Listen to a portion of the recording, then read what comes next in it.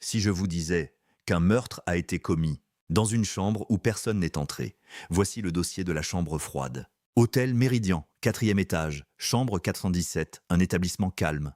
Clientèle d'affaires, rien d'inhabituel. Le 12 avril, 23h18. Un homme s'enregistre, nom, Thomas Varel, 46 ans. Voyage seul, une nuit seulement. Les caméras du hall le montrent entrer. Il porte une petite valise, rien de particulier. Il prend l'ascenseur, monte au 4e étage, couloir désert. La caméra le filme devant la porte 417. Il insère la carte, entre. La porte se referme. C'est la dernière fois qu'il est vu vivant. Le lendemain matin, 8h07, le service de ménage frappe à la porte. Aucune réponse. La réception appelle la chambre. Le téléphone sonne. Personne ne répond. Le manager ouvre la porte avec une clé de sécurité. La chambre est froide, très froide. La climatisation est réglée au maximum.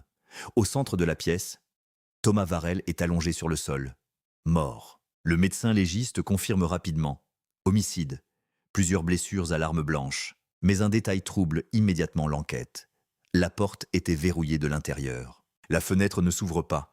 Aucun passage par la ventilation. Sortie impossible. La police examine les caméras. Thomas entre dans la chambre. Mais personne n'entre après lui. Personne ne sort. La caméra du couloir n'enregistre aucun mouvement. Pendant toute la nuit, les enquêteurs pensent à un suicide. Mais l'autopsie écarte immédiatement cette hypothèse. Les blessures sont incompatibles. Il s'agit bien d'un meurtre. La chambre est inspectée centimètre par centimètre. Aucune empreinte inconnue, aucun ADN étranger. Mais une chose étrange est retrouvée. Sur le mur, juste au-dessus du lit, une phrase, écrite avec du sang. Il fait plus froid quand ils arrivent. Les experts analysent l'écriture. Ce n'est pas celle de la victime. Le sang, pourtant, est bien le sien. La climatisation est examinée. Aucune panne, aucune manipulation. Mais les techniciens découvrent autre chose.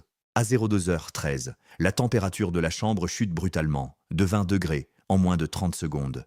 Au même moment, les caméras du couloir subissent un parasite, moins d'une seconde. Les images sont analysées image par image, et sur une frame, un détail apparaît.